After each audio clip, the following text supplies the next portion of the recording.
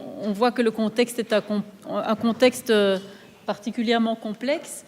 Et donc, j'ai demandé à Peggy Flore comment elle travaille au quotidien dans cet environnement qui n'est pas facile en termes économiques, qui n'est pas facile en termes politiques, qui n'est pas facile non plus parce que l'extrême multiplicité des médias entraîne aussi une difficulté pour chacun d'entre eux à se consolider dans cet espace-là. Donc voilà, qu'est-ce que c'est être journaliste et journaliste femme au quotidien en Haïti? Alors, je dis bonsoir à tout le monde. Merci de m'avoir donné l'opportunité de m'exprimer. Je dois dire d'abord que j'interviendrai surtout sur les difficultés que je rencontre en tant que journaliste culturel en Haïti, dans un pays où l'actualité politique prime énormément. Donc, je dois d'abord commencer par faire un état des lieux sur la formation en tant que journaliste culturel et comme le profil de ceux qui arrivent dans cette spécificité du journalisme. Alors, je commence par dire qu'il y a très peu d'écoles qui forment spécifiquement un journalisme. Il y a la faculté d'ethnologie de l'Université d'État d'Haïti qui forme spécifiquement en communication sociale, où les gens peuvent ensuite, à un moment donné, soit choisir la communication ou le journalisme. Et il y a des écoles privées, mais dont la formation peut être remise en question, en tout cas la qualité de la formation. Du coup, les gens qui arrivent dans un journalisme en général, bien que la tendance ait un peu changé ces dernières années, ce sont à la base ceux qui font des métiers transversaux, c'est-à-dire soit ils sont enseignants, qu'ils arrivent du secteur de l'éducation, notamment ceux qui enseignent la littérature, le français, des sociologues également, ceux qui ont fait l'histoire de l'art, d'économie aussi. Mais il n'y a pas spécifiquement le champ du journalisme où tu peux vraiment partir vers une expertise ou être plus pratique par rapport à l'économie, la culture ou les autres secteurs. Donc cela fait que pour le journalisme culturel, déjà, il y a une difficulté, un manque à gagner dans le sens où les gens n'ont pas forcément à la base une formation, comment traiter une information culturelle.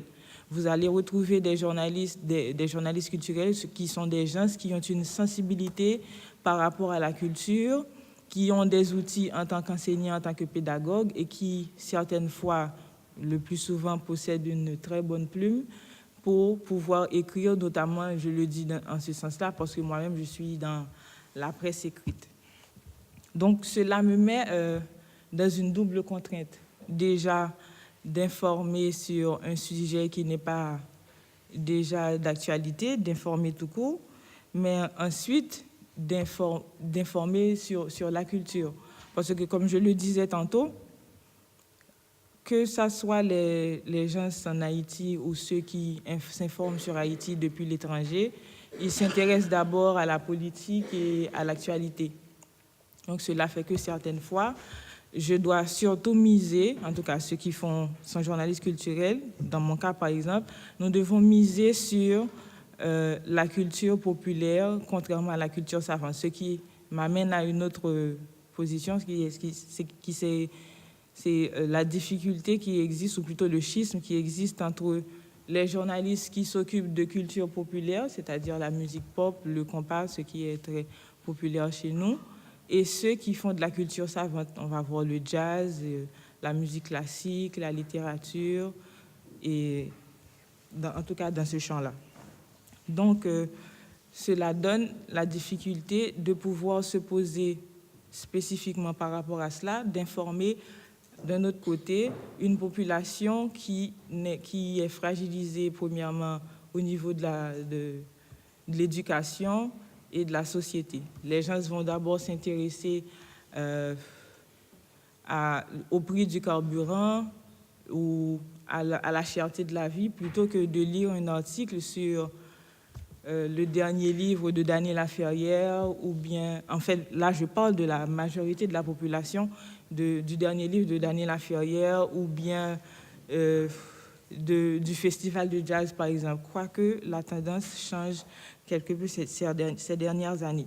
Mais l'autre difficulté que je connais, je suppose que c'est aussi le cas pour beaucoup de journalistes culturels, c'est que nos collègues qui travaillent dans les autres rubriques, par exemple la rubrique nationale aux novellistes qui s'occupent de l'actualité, de la politique, de la société, ceux qui sont en économie et parfois même le sport, ils pensent que nous sommes plus en train de nous amuser que de travailler vraiment. Ils pensent aussi que ce que nous faisons n'est pas très important. Et je le dis, des fois, c'est même pas le cas des collègues proches, mais c'est aussi dans la hiérarchie. Par exemple, si nous devons faire moins de pages, sortir moins de pages pour l'édition du jour, on devrait avoir 24, on doit avoir 16 pages. La première rubrique qui est sûre de tomber, c'est la rubrique culture. Et ce qui fait que pour évaluer mon travail, je dois vraiment m'attacher à un public qui lit le papier.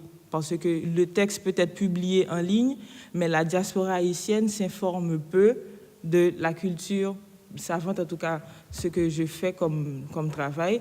Par contre, si je fais un article où nous avons aussi aux nouvellistes un pendant de culture populaire qui s'appelle Ticket Magazine, un sujet tout à fait banal qui se passe dans la vie culturelle populaire va être l'article le plus lu, contrairement à un article que j'aurais produit sur Daniel Laferrière qui vient d'entrer à l'Académie française, parce que en général, ce ne sont pas ce genre d'informations que les gens consomment.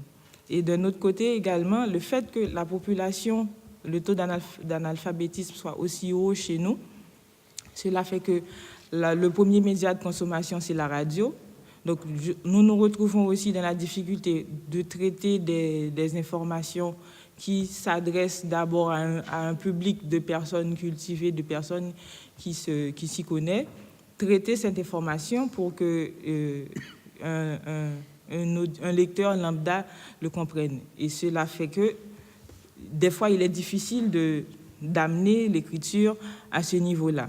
Quoique déjà, c'est pas un public qui lit, donc nous sommes vraiment obligés de nous adresser à une niche, si je peux le dire comme ça. Par contre, le média culturel du novelliste dont je parlais tantôt, Ticket Magazine, qui d'ailleurs n'est plus écrit, mais davantage en ligne, eh bien, ils vont publier plein de photos, ils vont faire de courts articles et ça va avoir une plus grande audience que nous autres. Et comme je le disais tout à l'heure, par rapport aux collègues, à compétences égales, ou plutôt, bien que nous soyons des fois plus formés que nos collègues qui sont dans les autres rubriques, peut-être pas en économie, mais surtout au niveau de l'actualité, puisque ça demande que les techniques de base du journalisme pour traiter un article. Et comme le disait Godson tout à l'heure, les articles ne sont pas toujours fouillés, donc c'est vraiment en surface, ça ne demande pas beaucoup de compétences. Eh bien, généralement, ça arrive que le journaliste qui s'occupe de culture gagne moins qu'un journaliste qui est dans l'actualité, qui est dans la politique, qui est plus en vue. Donc, du coup, nous nous retrouvons avec, comme je le disais tout à l'heure, un schisme de ceux qui sont dans la culture savante et ceux qui sont dans la culture populaire. On va avoir des journalistes qui préfèrent traiter la culture populaire parce que ils peuvent gagner davantage. Cela leur donne aussi plus de visibilité comparativement aux journalistes qui sont comme moi, qui traitent de la culture savante. Nous sommes pratiquement des dinosaures. Mais pour expliquer aussi comment, en tant que journaliste culturel, je ne vais pas vraiment parler de moi en tant que journaliste femme ou de la situation des femmes journalistes en Haïti, parce que nous ne sommes pas nombreux, et ce serait un autre débat. Je dois expliquer aussi que la conception même de l'objet culturel en Haïti fait que, eh bien, notre travail soit très difficile. Parce que si on va voir déjà au plus haut niveau de l'État, si on va voir dans le budget, vous allez voir qu'il y a des ministères, bien entendu, ce sont de gros ministères qui s'occupent de gros dossiers de la population ou bien du pays. Ils ont un plus grand budget. Par contre, le ministère de la Culture, par exemple, qui est aussi ministère de la Culture et de la Communication, il a un budget de 1,38 milliard de gourdes pour la culture et 350 ou 380 millions de gourdes pour la communication, ce qui n'est pas très représentatif en soi. Et le paradoxe, c'est que, à part les problèmes politiques qui fait que Haïti soit tout le temps au devant de la scène ou les catastrophes naturelles, eh bien, la culture haïtienne, c'est l'autre objet qui nous met tout le temps en avant, notamment à travers la littérature. Pourtant, tout le monde chez nous dit que la culture, c'est vraiment ce qui vend le mieux à Haïti, mais il n'y a pas une politique, il n'y a pas une économie de la culture, il n'y a pas une politique culturelle, c'est pas bien défini et ceci n'est pas très...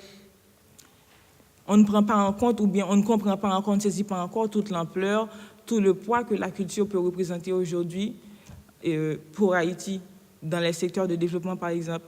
Et cela ne fait pas très longtemps, je crois que l'UNESCO a sorti un rapport justement pour présenter tout ce que la culture pourrait représenter, pour présenter tout ce que la culture peut apporter comme argent, peut générer comme revenu. Mais chez nous, on est encore dans la culture comme quelque chose de folklorique.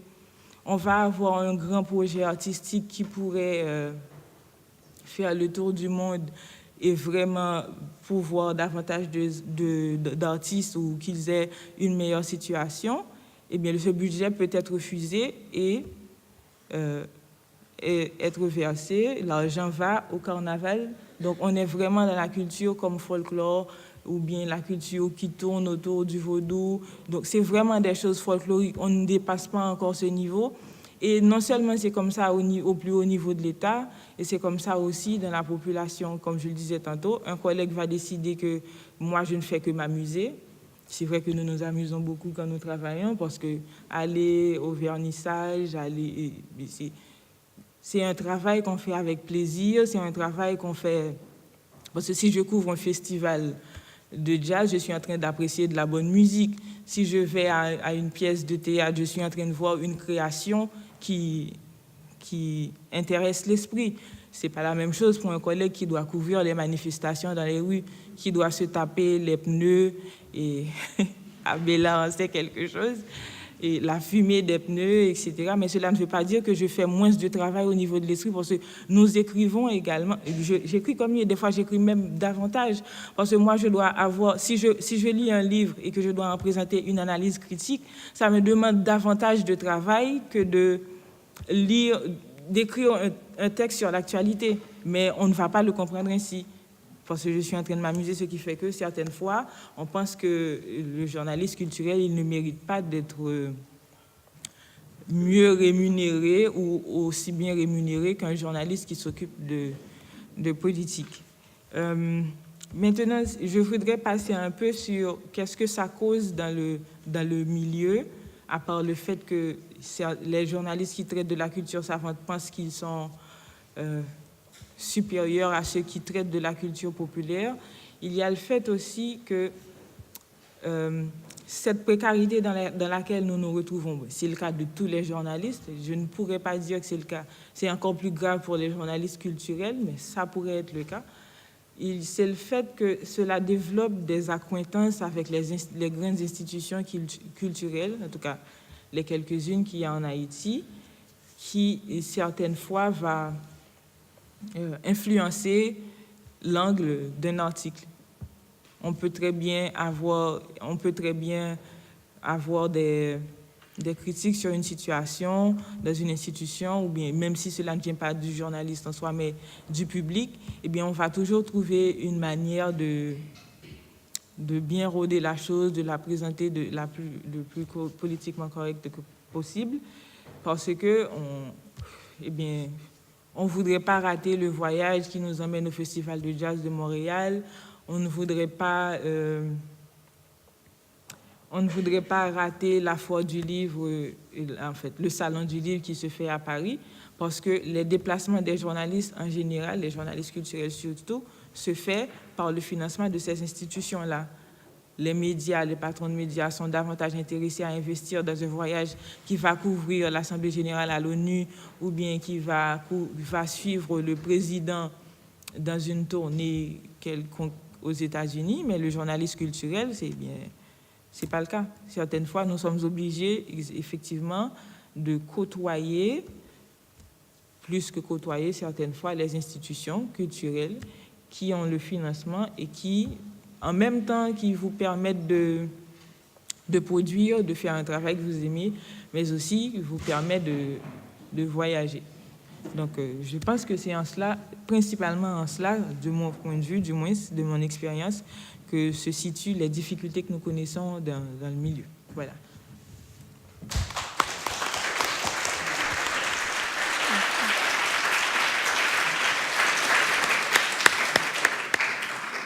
Merci beaucoup, Peggy. Je pense que la situation n'est parfois pas tellement différente en Haïti et en Belgique. Je crois que cette question de la prise en charge des journalistes par des organisateurs d'événements et des accointances qui peuvent apparaître avec certaines institutions, c'est une question qui se pose un peu partout dans le monde. Et je crois aussi que le fait que le journalisme culturel passe au second plan par rapport au journalisme qui porte sur les enjeux politiques, c'est aussi quelque chose qui est généralisé, même si on peut comprendre qu'en Haïti, à cause de cette fragilité de l'État dont on parlait avant, il puisse y avoir un sentiment que d'autres secteurs sont plus urgents, comme le secteur de la santé, comme le secteur de l'éducation, comme le secteur de la sécurité.